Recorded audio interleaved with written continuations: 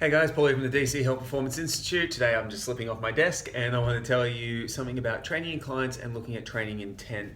So what happens a lot of the time when we're training our clients, we need to make sure that we're focusing on the right things at the right time in each of the different programs they're doing and for each of the different lifts based on the client's individual training goal. So if a client comes in to see, they're going to be training with three different intentions. They're going to be training to either get stronger, to get leaner, or to get bigger. It's as simple as that. If they want to improve athletic performance, that's a combination of stronger and leaner.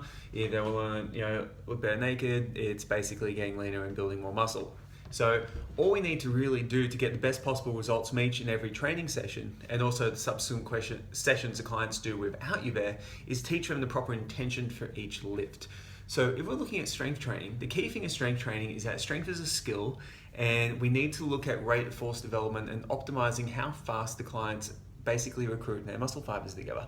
So what we do here at DCL Performance, and what I get all my coaches to do, is to focus on getting the concentric portion of the lifts as explosively as possible. It doesn't matter how fast the bar actually moves, because if they're doing close to 1 RM, it's going to be slow. We want to make sure that they basically absolutely just push as hard as they can and have that intention there when they're doing any kind of strength training. This is going to increase motor unit recruitment, rate of force coding, a whole bunch of other stuff, but it's going to be important for them developing the skill of strength, which is the ability to recruit as many muscle fibers as possible. If we're looking at hypertrophy training, what we really want to look at is increasing intramuscular tension, so the amount of tension in the muscle as they're lifting.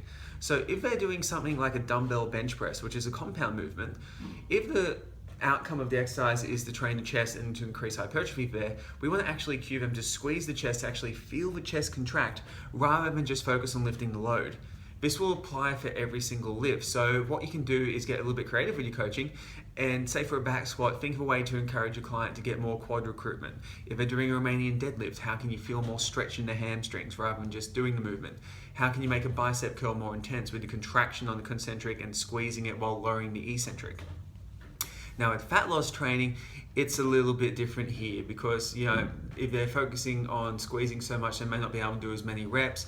If they're looking at rate of force development, it might take, because the reps are generally higher in fat loss training, it may ruin the range of motion in the form of the exercises. So what I generally recommend for fat loss training with our particular coaches in our gym is that we focus on a very controlled eccentric phase, and we look at a controlled concentric phase.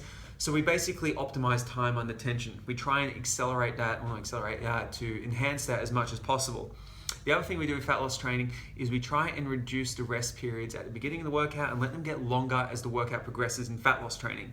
Reason being is these clients aren't looking at maximal strength development or anything like that, so we don't need to worry about having rest periods that fit the literature. So a lot of people say, oh no, they're doing lower reps, they need to rest 60 seconds, 90 seconds in between sets. They don't, because they're not exhausted yet, and if they're doing fat loss training, they're generally not looking at that as their outcome anyway. We need to keep their outcome in mind. So if we can actually increase the density of the workout by reducing their rest, they're going to get a better fat loss result from that training session. Yes, it's totally like a very small result, but every little bit counts when you're actually working with that client in their particular training session. That's the most important thing. So guys, for strength training, make sure you focus on really explosive movements. For hypertrophy training, focus on actually getting the muscles working correctly and squeezing them, the client's actually feeling them. And for fat loss training, think of increasing the time under tension for each lift, and also reducing the rest periods to get the client the most metabolic work as possible and increasing the intensity of the workout.